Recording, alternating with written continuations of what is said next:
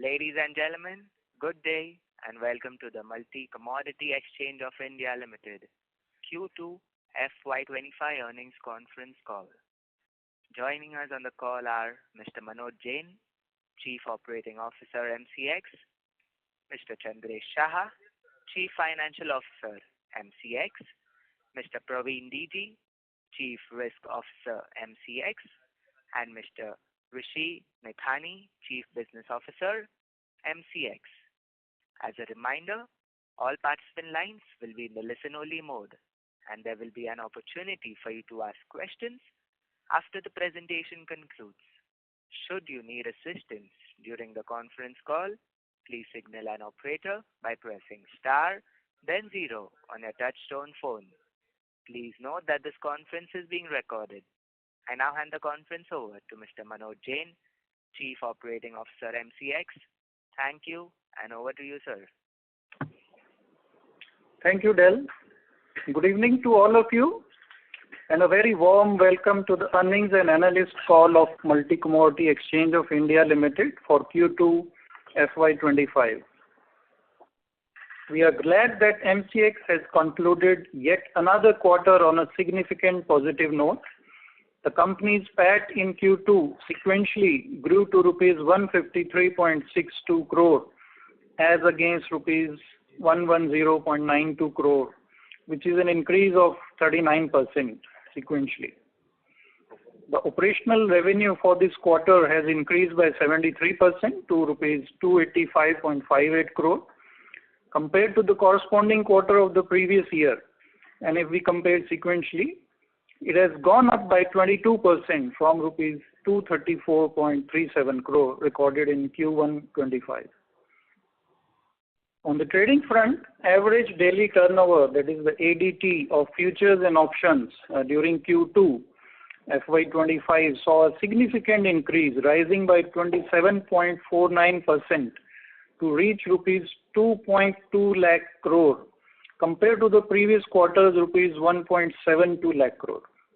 The increase was propelled higher by options ADT indeed, which grew by 31.71% to almost rupees 1.93 lakh crore in Q2 versus 1.46 lakh crore in Q1 of FY25. The exchange continues to broad base its investor base too. The traded clients witnessed a quarter-on-quarter growth of almost 20%, reaching about 6.8 lakh during Q2 of FY25, as against 5.67 lakh in the previous quarter of this financial year. Noteworthy, on September 16, 2024, the total turnover consolidated for futures and options combined recorded an all-time high of rupees 4.73 lakh crore. Options accounted almost 4.5 lakh crore out of that. As we all know, there are two critical pillars of a commodity exchange. First is the efficient price discovery, and second, the key risk management against adverse events and price movements. We witnessed this in real time when the change in customs duty rate in gold and silver were announced in the Union Budget on 23rd July 2024, which led to an immediate fall in domestic prices of these commodities in the spot and derivatives market. MCX was able to provide protection to all our bullion market stakeholders who had hedged on this platform. That was also a historic day for MCX bullion futures and options, both clocking record volumes. Futures at rupees 55,000 crore plus and options at a whopping 92,000 crore plus notional turnover. More significantly, this instance underscored the importance of domestic stakeholders to hedge within India, as the unanticipated change in price resulting from a change in duty rates could only be hedged on a platform which fully reflects duty-paid Indian commodity prices, something which even the offshore markets cannot offer. On the product front, we have a significant development. In order to encourage hedging and improve the hedge efficiency, the exchange has modified existing gold 1 kg options bi-monthly expiry contracts. Gold option contracts will now include monthly expiry contracts and this will be in force with effect from Monday, November 11, 2024. Another new product launch, we are happy to announce the launch of cash-settled cottonseed wash oil futures. This was launched on 15th October 2024. We appreciate the support given by our stakeholders in making it success, and we continue to look forward to your support there. This contract is of 5-ton trading unit, and Kadi, Gujarat is its delivery center. This new futures contract is designed to provide transparency, efficient price discovery, and a vital hedging mechanism for various stakeholders for the cottonseed oil industry, including cottonseed crushers, edible oil refineries, wholesalers, and traders. In line with MCX's continued efforts towards developing Indian standards for metals, the exchange has recently empaneled one more Indian lead producer, Messrs. Jan Resource Recycling Private Limited, at their Tamil Nadu plant. These have been added to the MCX good delivery list. With this, total number of empaneled lead producers are now 8, and we continue to strive in expanding this list in future. This trend of empaneling domestic refiners, a part of the national vision of Atmanirbhar Bharat, would serve the nation by creating domestic benchmarks, reducing price disparities, and encouraging quality recycling of metals. MCX has always been conscious of the needs of stakeholders in the commodity value chain and has been at the forefront in creating and modifying products and processes to suit the varied needs of these stakeholders.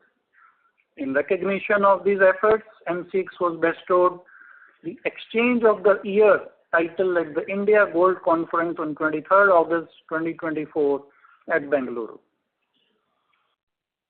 In order to foster transparency and rationalize the transaction charges, MCX, under supervision of the market regulator, has recently introduced a single-tier transaction charge structure for each of the futures and option segments.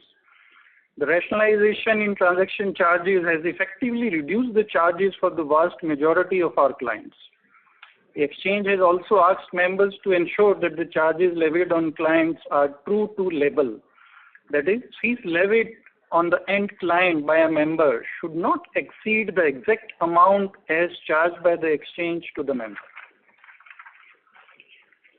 On 16th October 2023, if we all recall, MCX and MCX CCL together went live with our new age commodity derivatives platform successfully. We celebrate the first anniversary of that historic event, and we congratulate all who are involved in that mega project. We once again extend our sincere gratitude to all stakeholders, regulators, technology service providers, data vendors, and member brokers for their ongoing support, guidance, and encourage to us. We really thank you. With this, I conclude the opening remarks and look forward to discussing more during the Q&A session. Thank you. Thank you. We will now begin the question and answer session. Anyone who wishes to ask a question may press star and 1 on their touch-tone telephone. If you wish to remove yourself from the question queue, you may press star and 2. Participants are requested to use handsets while asking a question. Ladies and gentlemen, we will wait for a moment while the question queue assembles. The first question is from the line of Amit Chandra from HDFC Securities. Please go ahead. Yes, sir. Thanks for the opportunity.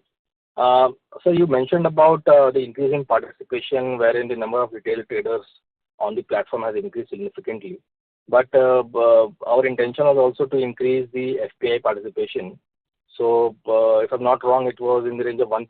So if you can provide some update. So what is happening there? What steps we are taking to increase the FPI participation?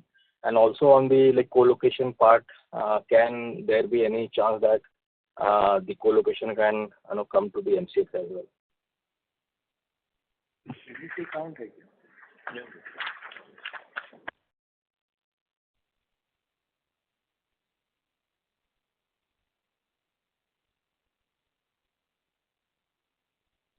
Yeah, so thanks for the question. First, to answer your question about FPIs, We already have around 117 FPIs registered on the exchange, and we are getting more and more of them to trade on the exchange. You have to understand that it is still early days yet. It was only a few months back that FPIs were permitted and enabled on the exchange to participate, and we have been seeing healthy participation. We have been seeing a lot of OI coming from the FPIs, both in crude and natural gas, and we hope that, going forward, if the regulator so permits, we could see FPIs, trade in other commodities as well, if the regulator so allows. In terms of FPI participation, the ADT has been increasing, and we hope to see that this will increase further. In terms of co-location, as of now, the exchange norms do not allow for co-location in commodities.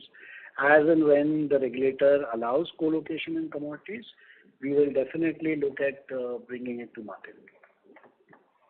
Okay. And sir, secondly, you have announced that we are launching the monthly expiry, like gold contract. But in terms of the other products in the pipeline, so it has been like a year since the new platform has been running, and I suppose the first year was where we were not very keen in terms of launching a new product. Okay. So from here on, as we have completed 1 year successfully, so can we see some accelerated launches in terms of some of the products which are in the testing phase as of now? So lastly, you mentioned about the monthly series like contract, which will increase the number of expiries specific to crude on the option side, and the index options as well. So I know the index options is the second product which will come after the monthly series. But if you can provide some timelines and where we are in terms of the testing of these products at the back end, and what's like pending from the regulator side. So while I cannot give you any specific timelines, all I can tell you is that the exchange always keeps looking at various commodities and new contracts or variants of existing contracts to bring to market, and we are actively pursuing that.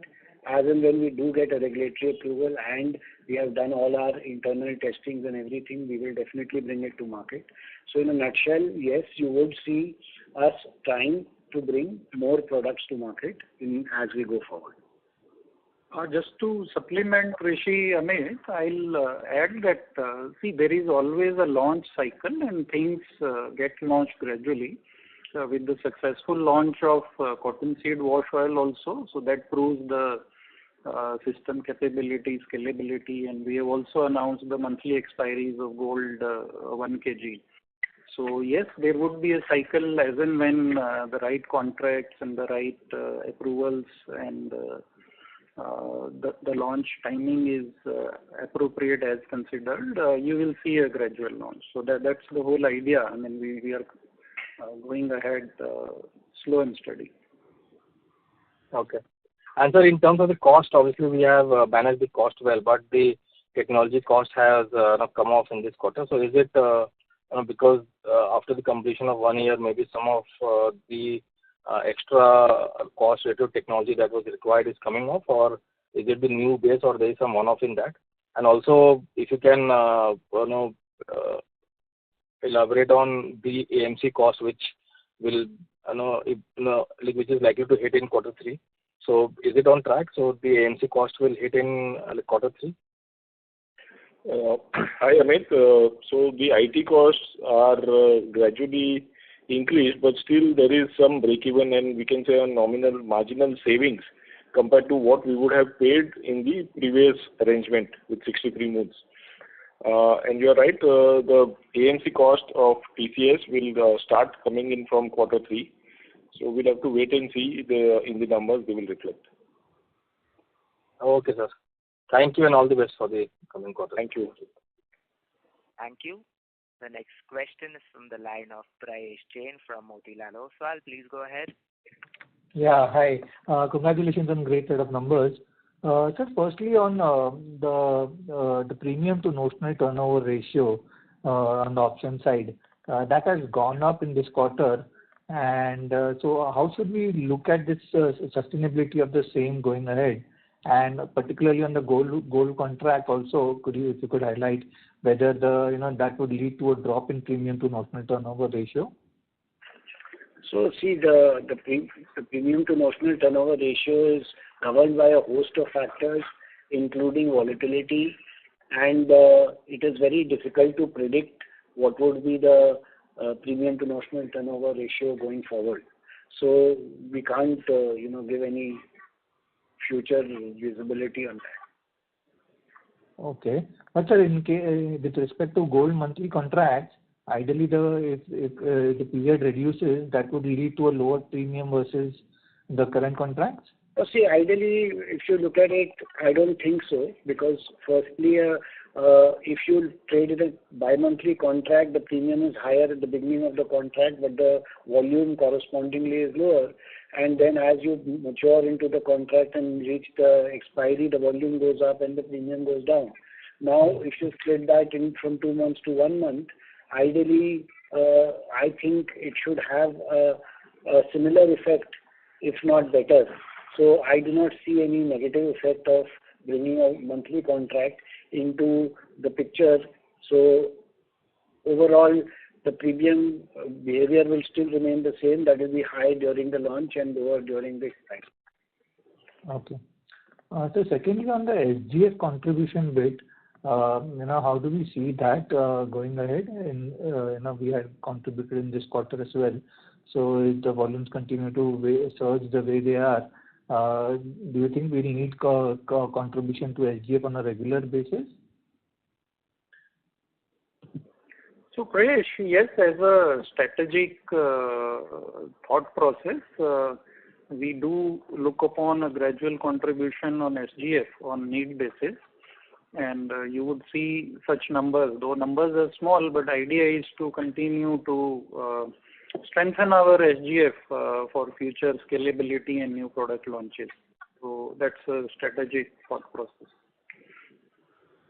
Got that. And just, one bit on the computer and technology expenses, that has gone up in this quarter. What was the reason for the same? See, in fact, for this quarter, it is marginally reduced. But see, last year we had warranties and all. So as and when the warranties expire, so the AMC cost starts coming in. Mm-hmm. Okay. All right. Thank you. Thank you. The next question is from the line of Bharat Gupta from Fair Value Capital. Please go ahead. Hello, am I audible? No, sir. Could you come a bit close to your handset? You sound a bit distant. Is it better now? No, sir, not really. I'm using my headset. Yeah, now it's fine. Okay.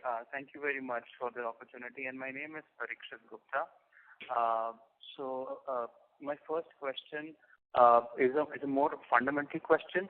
While we understand that the volumes of trading usually increases during times of economic uncertainty, we saw this in the post-COVID era as well as during this calendar year because of the geopolitical tensions and the unfortunate events in Middle East and Europe.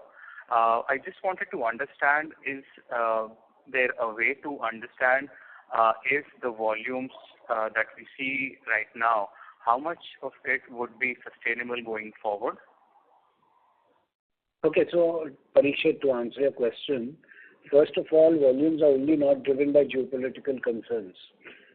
If you see that the overall participation base of the exchange has been going up, which means all the participants on the exchange, whether it be hedgers, physical market participants, retail traders, HNIs, FPIs, everything is going up.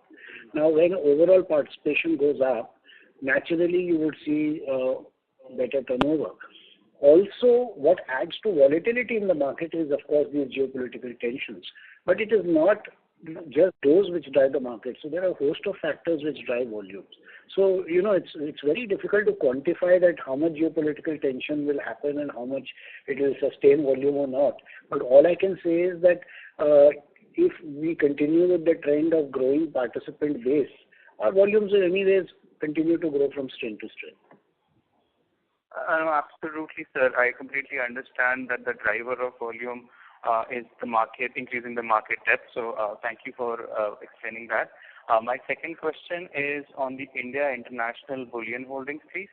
I will understand that even in the previous quarter, you mentioned it is very hard to predict how much of a business might it generate going forward.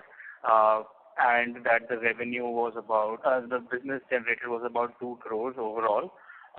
Do we have any sense for the current quarter and the next quarter as well?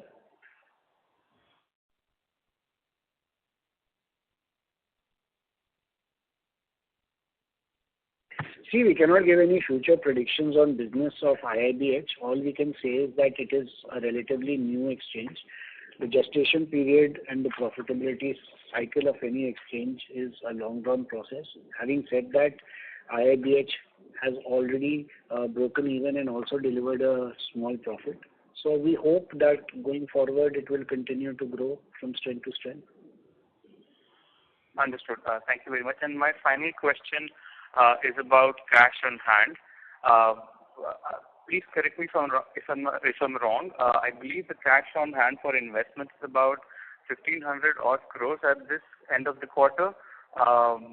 Do we have any plans of deploying that capital in sight right now?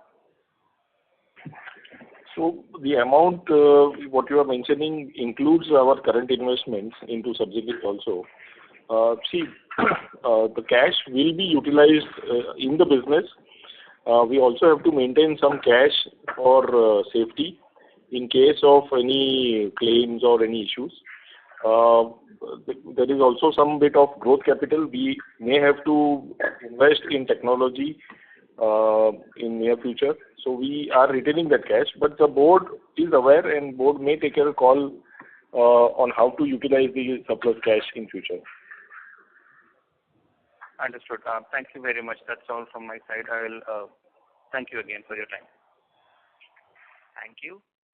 The next question is from the line of Mohit Motwani from Tara Capital. Please go ahead. Hi. Thank you for the opportunity. My first question is on the premium ratio. I know that you have said there are a host of factors, but in the previous calls you have also said that many participants are trading out of the money options, as a result of which it ultimately translates into a lower premium ratio. Now, in the months of September and October, we have seen an uptick in the premium ratio, and it has coincided with the heightened volatility in crude. So just want to clarify if this increase in premium ratio can be directly attributed to the heightened volatility, or there is some difference in the behavior of participants as well.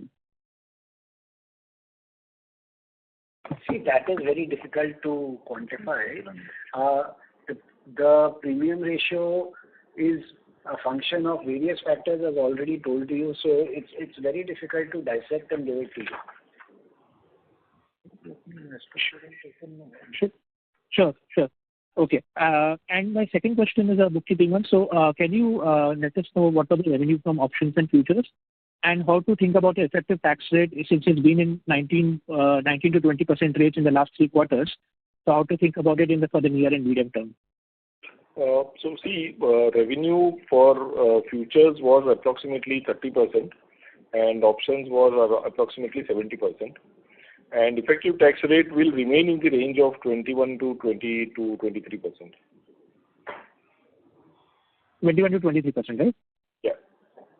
Sure. Thank you. That's all from my end. Thank you so much. Thank you.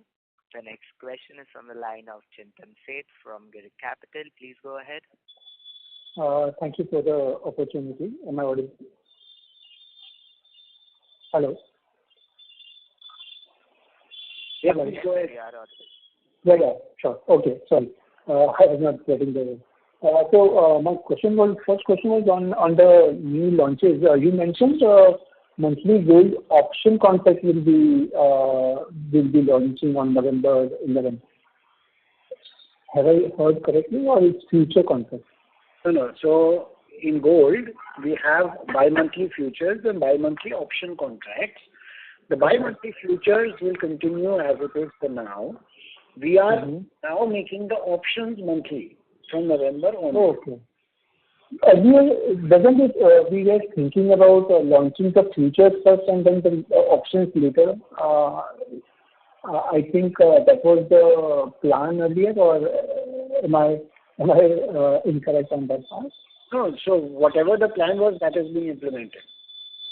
Okay. So we were looking for option monthly only to start with, and futures we are not looking at it currently. I didn't say we are not looking at it. I'm saying that we are implementing options first, and thereafter we could, see that experience and then take a call. Sure. And secondly, on the index options which we were planning, index futures and options which we were planning, because that will be the precursor to to the weekly expiry which we can launch, given that now the SEBI has regularized it and limiting it to single index contract. What are the management thought, or any indication where are we in terms of testing and filing to the SEBI regulators for the approval? So while I can't give you specifics, all we can say is that there are a host of products we are looking at, studying, which are in various stages of testing or study or applying, or, the pipeline is there. And what I can say with certainty is going forward, you will see a few product launches. Okay. And just on the revenue split, you mentioned 70-30, but if you can spell out the absolute, this is on the standalone revenue? If you can spell out on the standalone, okay, then I'll be completing it. And on the consolidated cost front, if I look at the software support cost, which declined from 22 to 21 crore around sequentially, despite the revenue or energy basket continue to performing well, I believe that revenue share to CME should have sequentially increased, implying that the other software costs likely to get reduced during the quarter. If you can quantify how much of the revenue share we was shared with the CME on the energy contract? The revenue, what we are making payment to CME is shown as product license fees. That is item number B in expenses.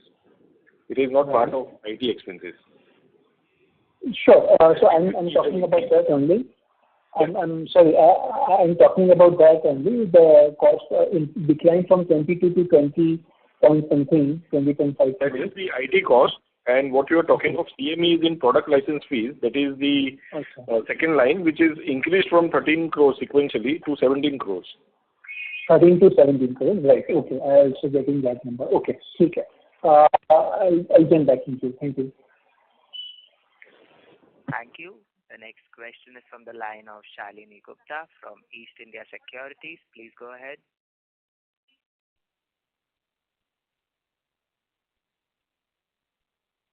Shalini, your line has been unmuted. Please go ahead with your question.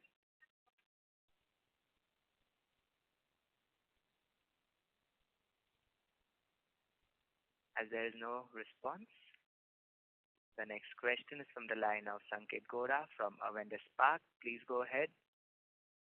Yeah, thank you for the opportunity.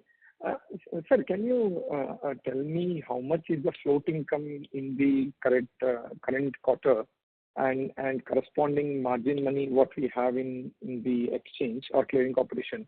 And also just wanted to know your update on SEBI thing to share the float income with the clients. Anything that you have heard on those lines? That's my first question. Second question, sir, was the other income, which was up almost by 34% sequentially. Just wanted to understand what led to that increase, and also if you can quantify the nature of cash in hands, that is other investments, what led to that increase in the other income? Yeah, those are my two questions, sir. Yeah, Sanket, so the treasury income was around 20 crores for this quarter. Yeah. And it has increased from 18 to 20 crores. When you say treasury income, it is float income, right? Margin income. It is everything. It is float income. It is our own surplus funds, everything. Okay. So it increased from 18 crores previous quarter to 20 crores in the current quarter. That's the way I need to understand. 17 to 20. 17 point something to 20. Okay. Yeah. And the next question you said was on the cash. The cash on books, because the other income which I see, it is 25 crores. Yeah. That is basically the interest income down on the cash what we have, right? So just wanted to understand what led to that increase. It's largely that. So see, the absolute amount of the surplus funds also increases. Margin money held with us also increases with the open interest. So the other income from that also increases. Okay, got it, sir. And lastly, if you can speak about we launched a scheme. It did not take off much, and we in the past had a agreement with the electricity derivative to be launched through from IEX as underlying. So any update on new products like electricity derivative, because now the platform is up and running. It's been a year, as someone asked. So just wanted to understand the new product launches. Yes, Sanket. So as I've repeated earlier, is that we are working on the entire product basket which we want to launch. And while we cannot give you any specific timeline or any specific product in right now, but what we can say is going forward, you will see certain launches.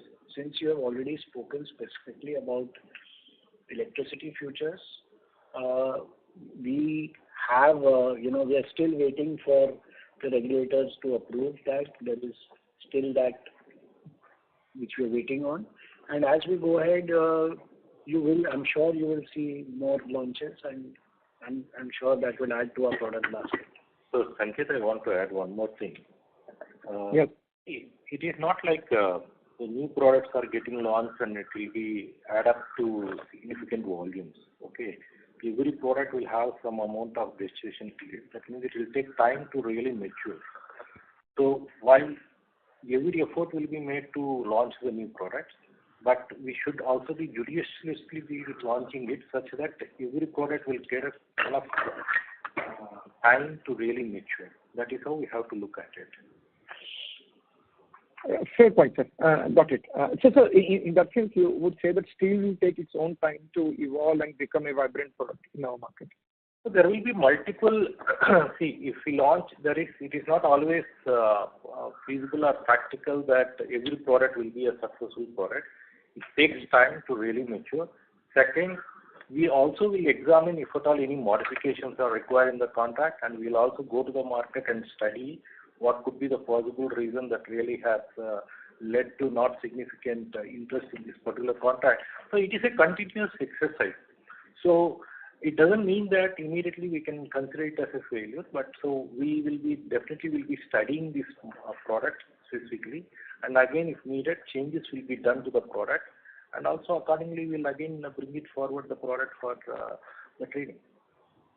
Got it, sir. And last one, do you see any revival in nickel, sir? Or you can say that globally that product has become almost dead for the futures market? Yeah, nickel is a very good product, in fact, but because of that earlier episodes, it had suddenly has died. But we are confident that again we will come out with that product. We'll try to revive that one. But difficult to say what kind of changes right now we'll bring into this particular product. So, but it is very much within our radar to really see that how we can able to improve the performance of this contract. Got it, sir. Perfect. That's it from my side. Thank you. Thank you. The next question is from the line of Devish Agarwal from Nani Securities. Please go ahead. Hello. Yes, sir, you are audible. Yeah, hi. This is Devesh Agarwal from IIFL Securities. Thank you, sir, for the opportunity and very good afternoon, and congratulations on a healthy set of numbers. So my first question to you is basically very much our dependence is now on four products. That's two on the bullion and two on the energy side. Does this worry you? And historically, base metals have been a good contributor to our revenues as well. But what are the challenges that you are facing on the base metal side? And do you see a scope for the recovery of base metal volumes from here on? Yes, historically, like if you take some years back, of course, the metal happened to contribute significantly to the volume.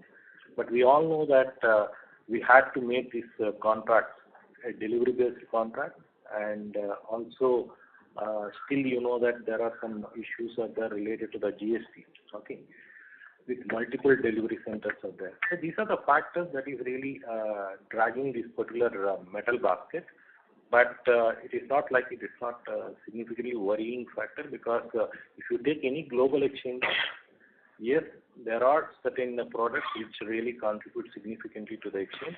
But if you look at the MCX, you have a diversified basket, because you have bullion, you have metals and energy, and also we could be able to take some lead also in the index product. So that's why it's not immediately worrying, but of course we will make every effort to diversify that one. So one of our efforts have been witnessed in this monthly launch of this monthly gold 1 kg options also.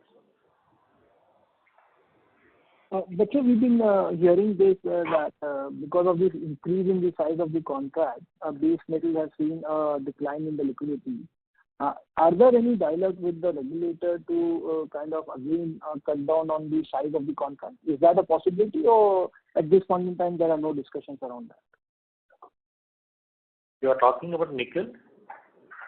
No, generally base metal contracts, including copper and others. So many already we have launched. No. So just to explain that it is not the size of the contract. What Praveen was trying to tell you is that earlier these contracts were cash settled and then they were moved to a deliverable contract. Moreover, from a single delivery center, there have been multiple delivery centers, which leads to issues in GST.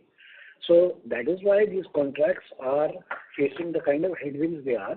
Having said that, we are trying to work on whatever we can to make sure that these contracts also revive. And if you see from last fiscal to the current fiscal, base metal has also shown a decent improvement.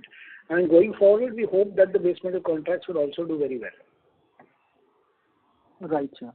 And secondly, sir, you did mention about new client addition. Could you just share some profile in terms of are these people who are active on equity and have now started trading commodities? So that gives us basically a size that on equity side we have almost 50 lakh people trading equities. And are we heading to that direction, or some profiling of these new clients that you have added over the last 2 years? So we are a commodity exchange. We do not have an equity segment. So even if they are trading on equities on another exchange, we will not know whether they are trading on equities or not. So as far as we are concerned, all the people who are trading in commodities are trading with us in commodities. Having said that, we have a very healthy mix which has been consistently maintained of futures to options, as well as all these people coming and trading on the exchange. So anyways, whoever trades on the let me tell you that in equities or currency or whichever other segment, you will only find investors or traders. But commodities is very different, that apart from these investors, traders, FPIs, etc., you will also find a lot of physical market participation. You will find actual hedgers and people who are actually in the business. So I don't think those hedgers will be trading in equities. Apart from that, the rest of the people who are trading, it is very difficult to say whether they're trading in equities or not. Okay, sir. And so in terms of new contracts, we had in the past talked about series contracts. Any update that you can share around that, whether we are still pursuing that, or at what stage is that product at?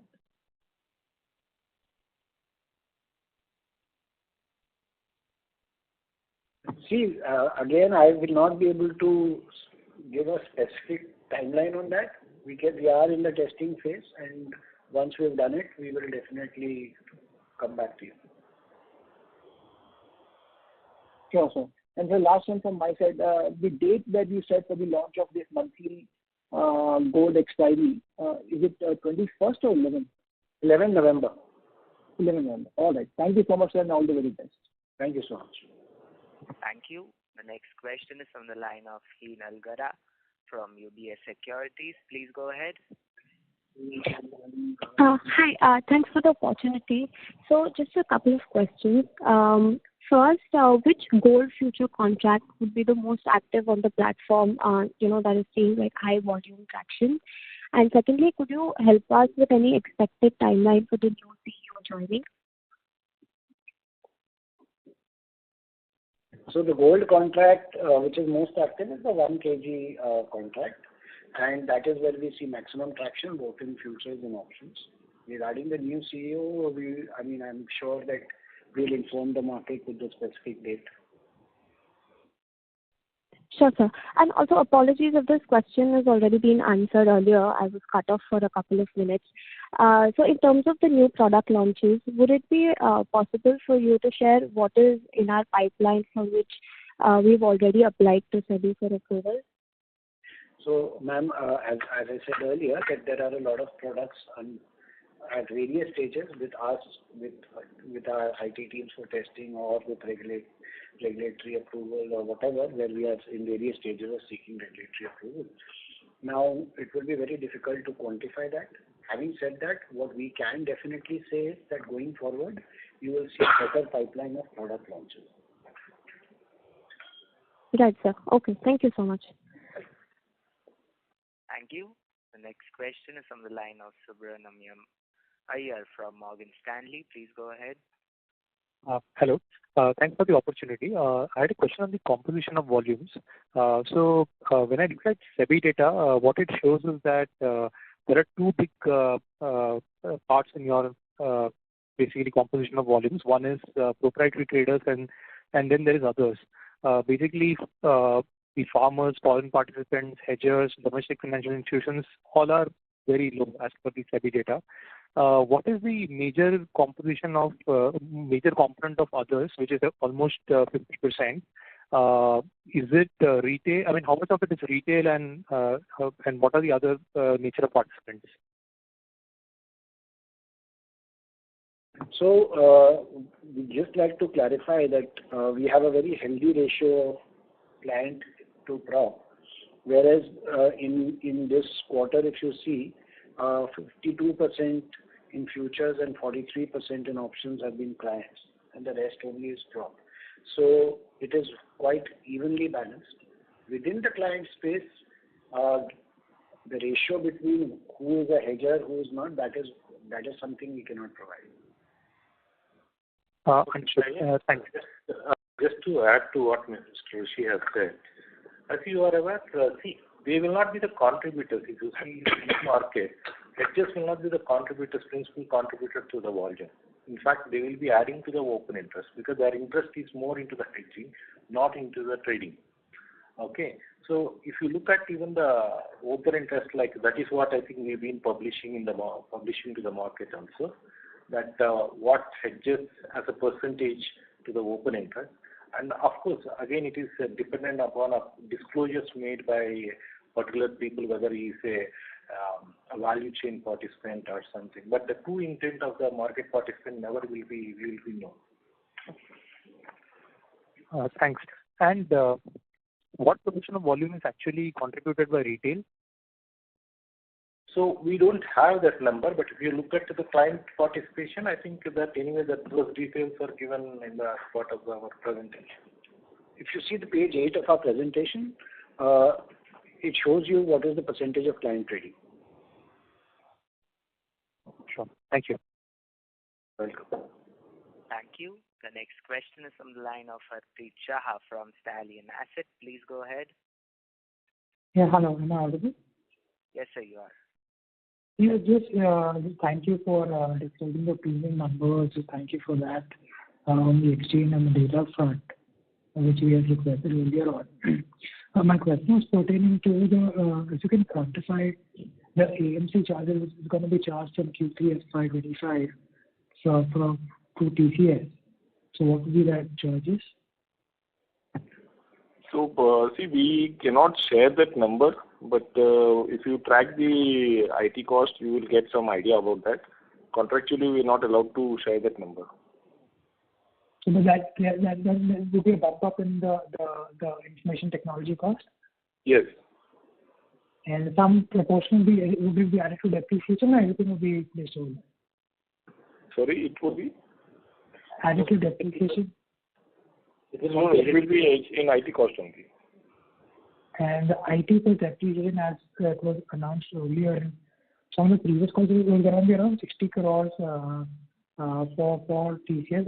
Would that number include AMC, or that is a separate number, 60 crores plus AMC, or 60 crores includes the AMC number for you? We have never given any future guidance on any of the numbers. In the earlier calls, we had discussed the 60 crores, that is the number which is going to be technology cost. So did that number include the AMC number, or that would have been separate? No. So the cost will be... We may not have given that in this context. Maybe you are probably linking it to some other number which would have been given. But as Chandresh just now mentioned, we are not disclosing the private contract details. Even the 60 is in which context, not sure, please. I think 60 crores was in the context that was the number that you probably, that was probably the cost that we were paying to 63 moves on that specific volumes. Since now the volumes are increased, we would see operating leverage on that cost line. So that 60 crores was in that context. I think so one of the Q4 or Q3 calls we were speaking on that.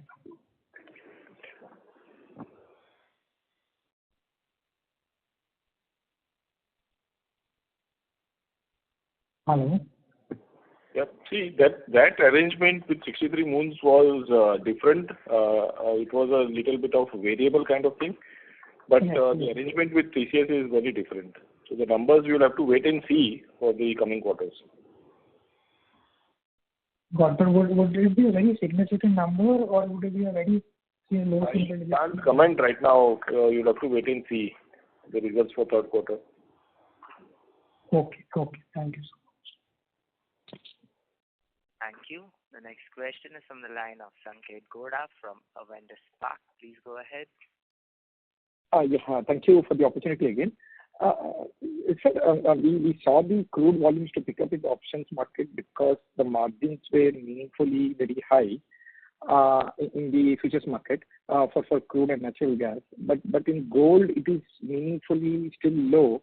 So just wanted to understand that despite, I understand that you launched a monthly contract, which should increase the vibrancy of that product.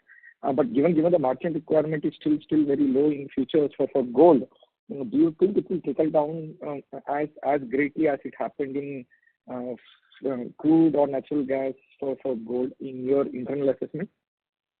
So very simply, we are bringing products to market.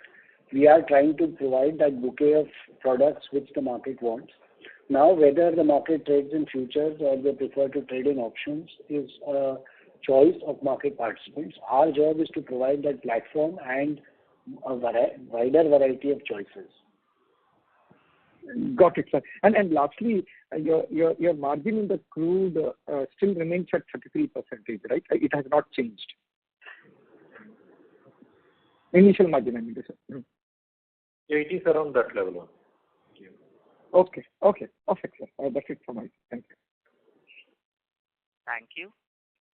Last question is from the line of Chintan Seth from Girik Capital. Please go ahead. Yes, thank you for the follow-up. The question I had was on the participation side. In the presentation itself, we are seeing, client trading percentage in the options has been on a decline. So this quarter is 743% versus few quarters back it used to be about 50% on the option side. Anything to read into it, whether it is driven by involvement of FPIs coming in, that is also I think reducing the clients' trading percentage?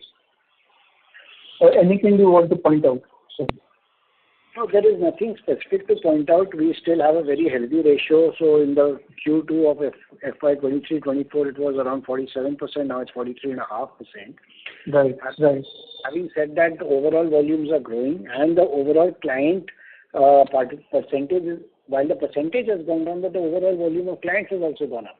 So as long as that continues to grow, and every segment and every participant every participant segment continues to grow, I don't think there is anything much to read in it. Yeah, so just to add to what Rishit has said, in a growing market, I think we should not be really worried about the percentages. In fact, overall market, you can see that growth is happening. Of course, there is no significant change that is happening in terms of trading clients percentage. And also that the overall number of clients is going up. So that is also something we have to. That is intriguing, that the number of customers are also growing, but the percentage is declining. That was the observation I was coming to. It should ideally, with the increasing participation. Growing volume. So I'm saying it is growing volume, right? In a growing volume, I say that all the things will move at time. There will be here and there. Yeah, percentages could change over quarters from one segment to another and back, right? I agree. Okay, got it. And on the cash side, if you can, just point out that the total cash we are currently, cash and investments, free investments which we are holding, and you mentioned the board is, aware about it. But anything in terms of where are we, in terms of what will be the utilization of the scheme? What should one expect, say, over the course of a year?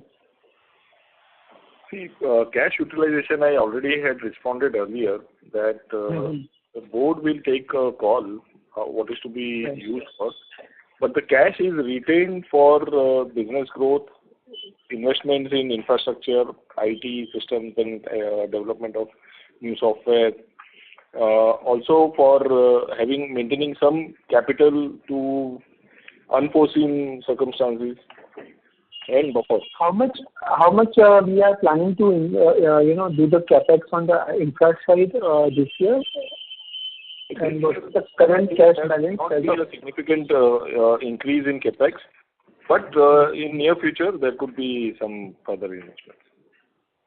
Okay, and how much cash we are currently cash and investments we have on the balance sheet base? Around 1,000 crore. 1,000 crore, including investments, it will be around more than that, right? Those are the liquidity investments. I'm talking about the surplus cash, not the investment in associates and. Okay, surplus cash is 1,000. Okay, got it. Thank you. Thank you.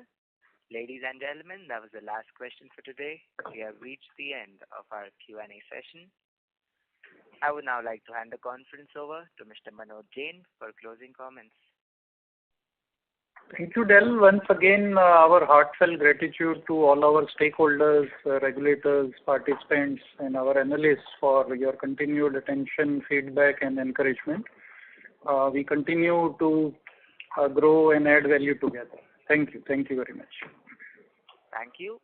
On behalf of Multi Commodity Exchange of India Limited, that concludes this conference. Thanks for joining us. You may now disconnect your lines.